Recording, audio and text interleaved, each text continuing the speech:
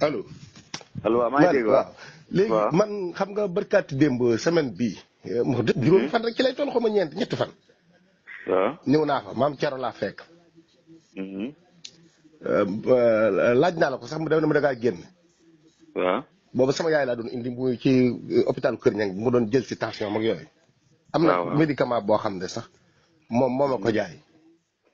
da doon miir benn médicament la ma jaay du mu tuuti sax benn kii bu am bu comprimé nii la. donc léegi. ma laaj ma ngoog moom la waaw.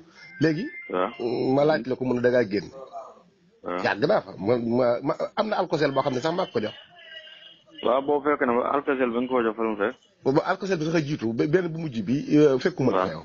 léegi ma dem ca suba sama dégg loolu ma ne déet ki ma ko wax ma ne ko déedéet loolu mënta nekk parce que man dem naa fa bërki démb ba dem naa fa démb. maa ma ne ko te man fekkuma ko fa maanaam keroog mardi daal. waaw. mardi laa gi xëyoon génn ci naaj bi bi ma ñëwee sama yaram bi. mardi boobu laa la wax mardi boobu la yaakaar naa laa fa ñëw. boobu dama xëy dem côté banque Atlantique. léegi bi ma ñëwee. sama yaram bi doon tàngoor noonu sama bopp bi ma dem ñu dama lay wax li tax ma weddi ko léegi bi ma ko waxee ma ne leen man dem naa fa te man fa laa fekk kii maam Thierno hôpital ba dugg naa fa ba génnaat benn signe buy war ne ñoom dañoo quarantaine foofu wala yooyu amul kooku insisté ci ne ma am na. après loolu la. d'accord.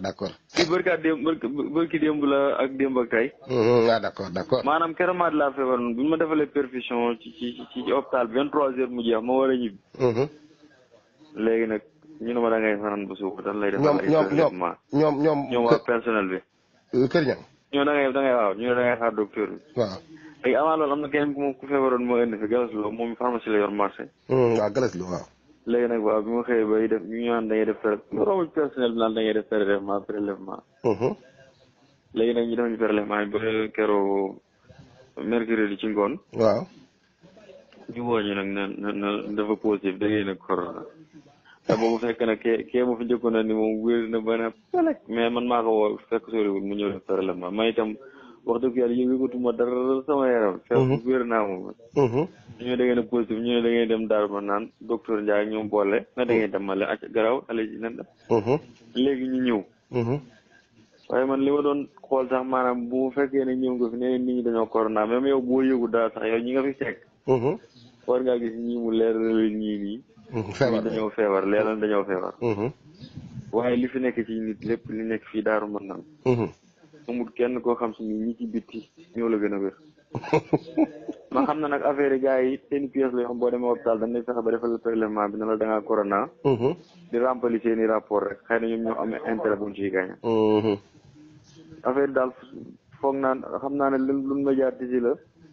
waaw lu médiatisé ba démb sax xam ne man foog ne corona moom noonu la demee. démb sax bind nañ ko ne Kër Niang am na 2 cas communautaire. el moo di yàlla saa ne di def appel vidéo bi.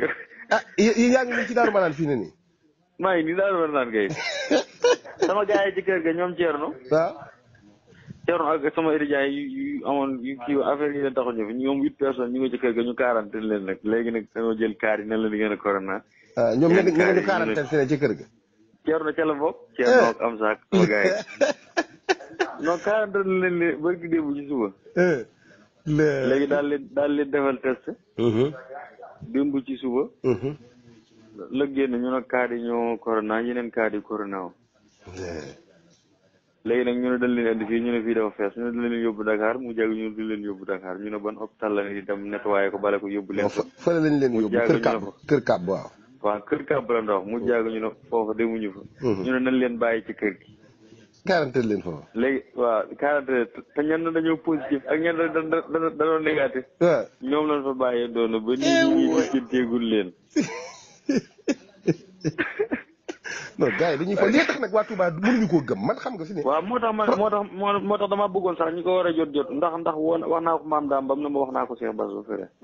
loolu kay bu soobee yàlla. yow kay mais dama bëgg maanaam nee naa ko bu fekk boo koy wax nee ko bu fekkee ne li ñu koy wax parce que man nañoo wax rek ñu foog na ñi fi nekk dañoo bëgg a génn waaye malade yu bëgg a génn moom amul fenn mën a leen bu fekkee dañ ko bëgg a xam.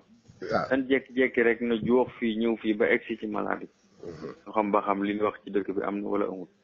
xoolal loolu rek. waaye buñ ko préparé ba wax ko docteur Dieng ñoom ñu préparé dañu jéem a pare lu leen exposé. jéem a ñëw fii jéem a defal nit ñi ballon sax bëgg leen a wandool te loolu taxaw. léegi bu boobaa sax ñu dañ leen a bàyyi fii ñuy def seen i mat nangu dañ naan non bu ngeen fa demee loolu dañ leen di infecté wala nangam duñ ko nangu. waaw loolu la ñuy wax rek moo tax damaa bëgg nag ñu xam ne. ay tappalal yoo xam si nii ñoom ni ñu koy wax sax gëmu parce que man bi ma egsee rek dama waaye sol bu si ñoom ma ne ko saa lan mooy coronavirus moom moo feebaral boo xam si nii da lay dal bu fekkee xale nga mën na laa dal ba wér sax yow doo ko yëg loolu mooy waxi lan wala mu ne dani bañ bu la dalee yow fekkee na mag am na seen kër mag mu amee yeneen feebar bu ko dalee mën na koo faat boo amee problème mu nooyi wala mu am problème mu jagat mais yooyu yëpp daal ay détails la yoo xam si ni ay booy taxaw ni leen wut fii rek fay leen bu ñëwee taxaw sa kaw di jaay théorie xam li ñuy wax dara amul. am na beneen booy bu ñu ma wax xaw ma nan jigal bu nekk marché di jaay tiisi. mi ngi fi attaque jigal ma nga ne moom itam. attaque jigal waaw nee nañ mi ngi fi moom itam. ak Darlo ak ñeneen am na sëriñ daara bu ñu fa indi tamit mooy. déggal rek. mooy itam démb mi nga doon jokkoo ak sëñ Rafaay moom itam di ko expliqué ndax sëñ Rafaay moo ko mooy. am na keneen ku fi nekk 28 mais li fi nekk ci góor ñi jigéen daal li fi nekk presque mën na 40 waaye li ñuy wax daal amul kenn ku ci daraja. nga xam ne fi ne perfusé wuñ fi kenn sax ñëpp dañ leen a bàyyi noonu rek. perfusé man day bàyyi fi di la indi la añ ak reer di dagg pare benn doom di la ko jox rek naan ñun xam nañ sa état santé fi mu toll ñi gis sa yaram ni muy évoluer parce que tàmbale yo